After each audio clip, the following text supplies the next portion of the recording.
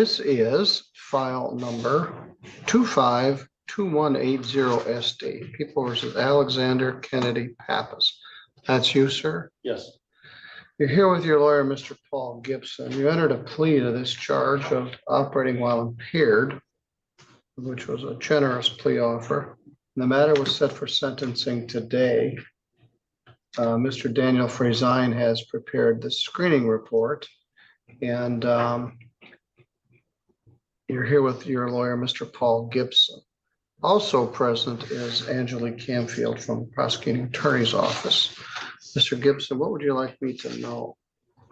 The defendant, although he does have a criminal history, this would be his first drinking and driving offense. So at least I think that he was very, in his report, in the report that Dan wrote up, I believe that the defendant was very open and honest about his substance abuse issues. And so I believe that he does have, I believe, the ability to learn from this experience and to hopefully put this in his past, and hopefully this will be his first and last drinking and driving offense. The defendant is employed, and so I would ask the court to consider following the recommendation of the probation department, or in the alternative, sentencing the defendant to fines and costs and community service. Thank you. Ms. Camfield, what would you like me to know? Oh, Your Honor, I'm concerned about this case, and I do agree with the court that the impaired from my office was a very generous offer, and under the circumstances, I might not have tendered that offer. He did have a 0.22 blood alcohol level pursuant to his PBT, and then the intoxilizer a little while later showed a 0.171. He admitted having a Long Island iced tea at Applebee's, but he also had an open 25-ounce can of Budweiser in the cup holder of the vehicle when he was found in the lawn of the restaurant. So that does qualify as an accident. He was not on the traveled portion of the parking lot or the roadway. He was on the lawn, and that's very concerning. I have had an opportunity to review the recommendation of Mr. Frazine, and I do believe that it's appropriate, inclusive of the jail time, given the defendant's history and blood alcohol level during this particular incident. There's been polysubstance abuse in the past. Now we're drinking alcohol to excess and going off the road or parking lot area. It's a significant danger to himself and others. And I would ask that the court follow the recommendations. Alexander Kennedy Pappas stood before the court after pleading guilty to operating while impaired, a reduced charge from a much more serious offense. His blood alcohol level was a staggering 0.222, and officers found him stopped on the lawn outside Applebee's with an open 25-ounce Budweiser in the cup holder. Mr. Pappas, what would you like me to know? I think Dan has it pretty well communicated in the report he made. Pretty much put everything out there for him to know, so I don't think there's anything else. Well, there's a couple things. You were on bond on a domestic violence charge at the time that you got arrested for this. You were placed on bond for domestic violence on October 5th. That was a condition of your bond. They were not to drink any alcohol. So you were in clear violation of your bond conditions on a domestic violence charge. You're also not to have any contact with a complaining witness. But I think you and she may have seen each other earlier that day. Did you see her on the day of your arrest? She was incarcerated at the time. Well, not sure what day she got picked up. On 10/18, Mr. Pappas worked from 6 to 4, went home. His girlfriend had been arrested, was facing a few felony charges. So where was she in jail? She was here in St. Joseph. She was the day The charge I got for the domestic was that happened the day that she went to jail. We got in an argument. I was attacked by our dog, went to the hospital. Yeah, they ended up reducing that to a disturbing the peace, Yes, but that was October 5th. This one was October 18th. she was arrested October 5th and was released, I believe, the 22nd. All right. So you didn't have contact with her. October 18th is a Saturday. Now I'm a little confused because you were drinking at home. You went to Applebee's and had a Long Island iced tea.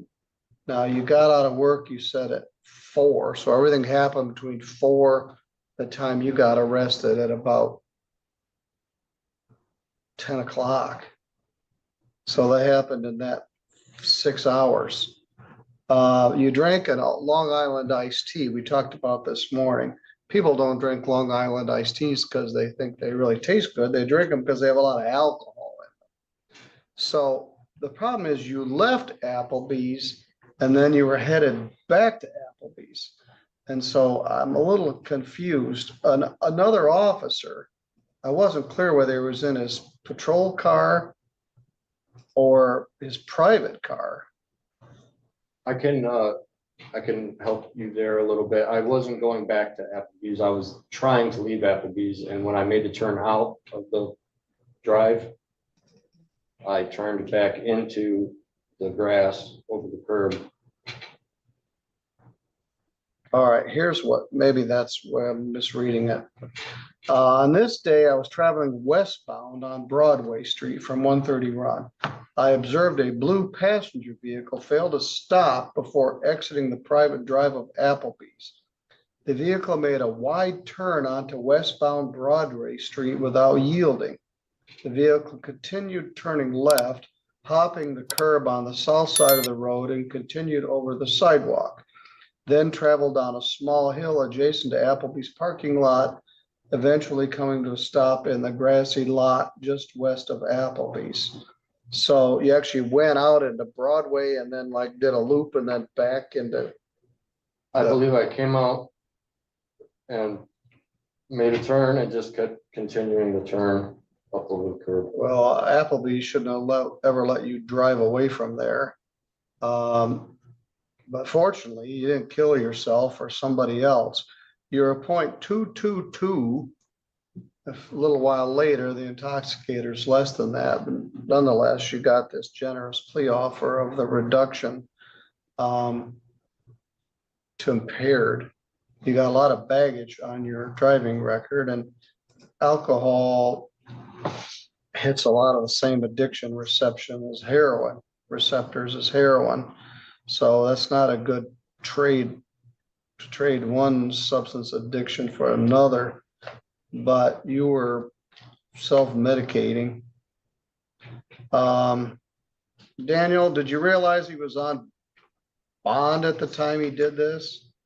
Not initially, I did not. Yeah, I think when we were speaking about it, but I saw that it got resolved with a disturbing the peace charge.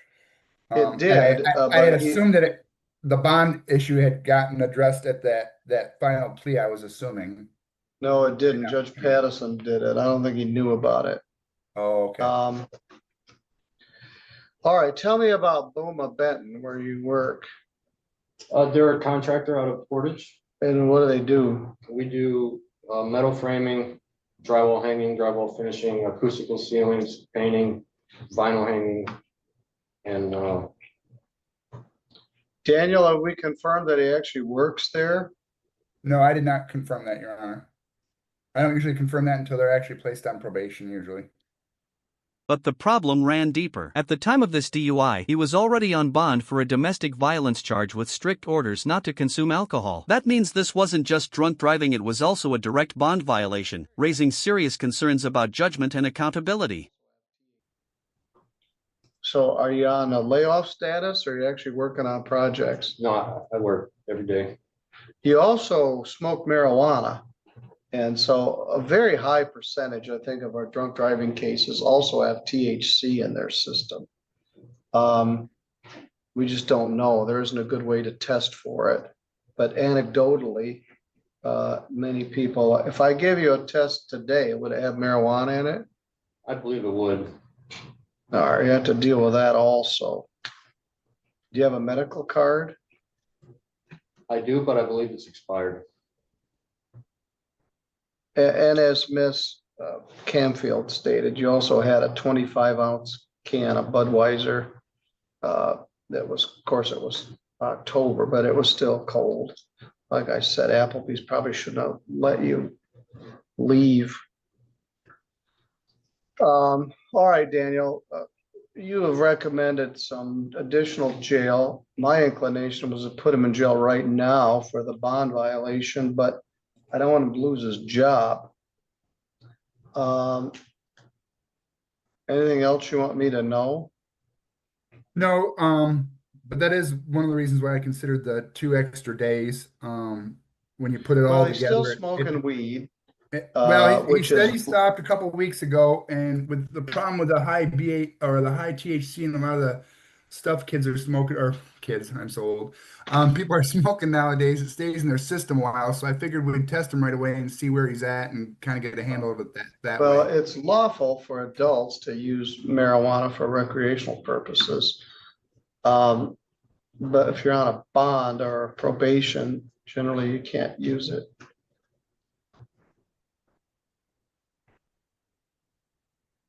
Uh, And I was going to have him start testing like once a week for starters.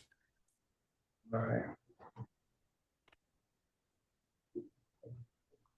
Are you doing any support group, AA or Celebrate or anything? I had my first evaluation at Pivotal yesterday.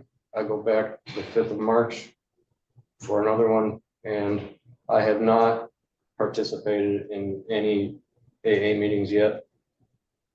When you were struggling previously, did you ever do any NA? I did when I was in county jail. I spent some time in Porter County Jail, Indiana for quite a while. That's where I completed the CDA program they have.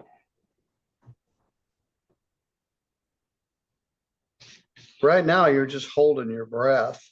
Your testimony is their statement. You haven't had anything to drink since October. Maybe they gave you this because you got a job. If you got an OUIL, you'd lose your ability to drive, and you couldn't get from Three Rivers to Kalamazoo, where your work is. Where's your significant other? Is she still in jail, or She was released. has she been sentenced yet? Yes, the felonies that she had received were dropped and she pled out to a misdemeanor. All right, so is she back as part of your life? Yes.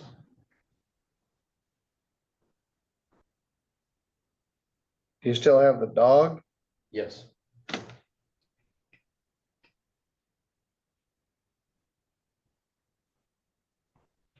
All right, Daniel, I'm gonna follow your recommendation. If he blows it, I guess we can always amend it. 24 months, which could be done at the end of 12 months. I'm over 7 days jail credit. 2 of the 7 days, 3 are deferred. You owe a couple days for this and for doing this while you're on a bond with no alcohol. The probation department arranged that. No drugs and no alcohol. Test as directed.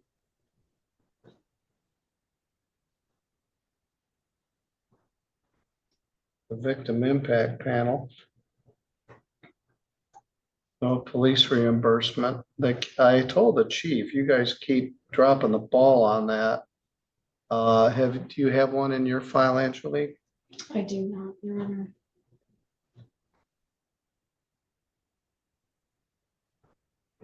Substance abuse counseling and treatment as directed.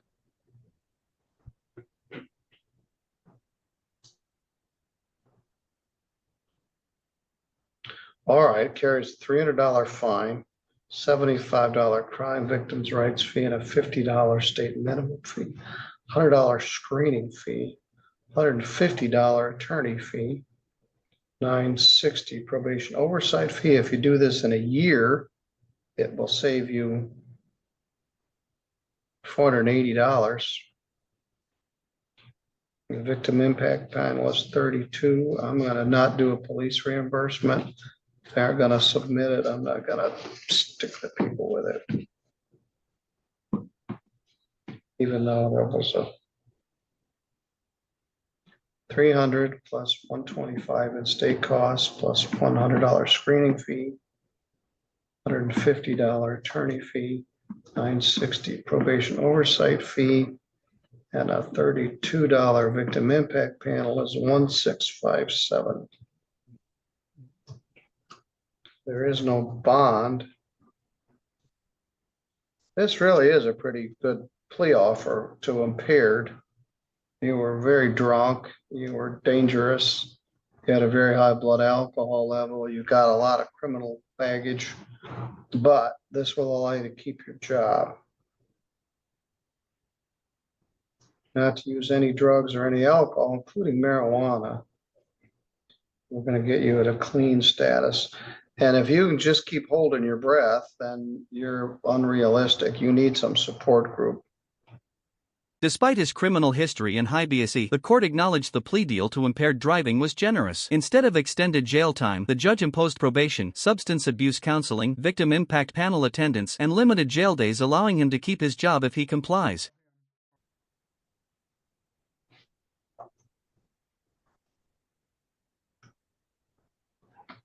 Daniel, do you want to see him in the breakout room or just have me send him out to the counter? I will call him, or he can call me when he gets done with the counter.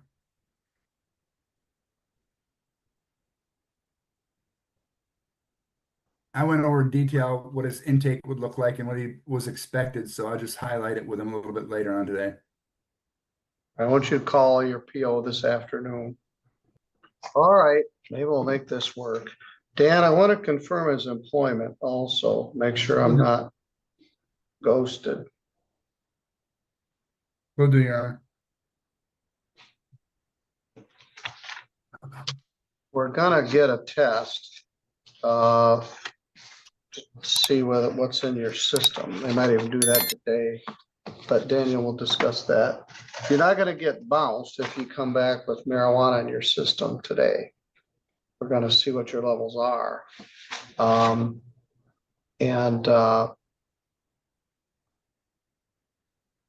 Then we'll see where we go from there.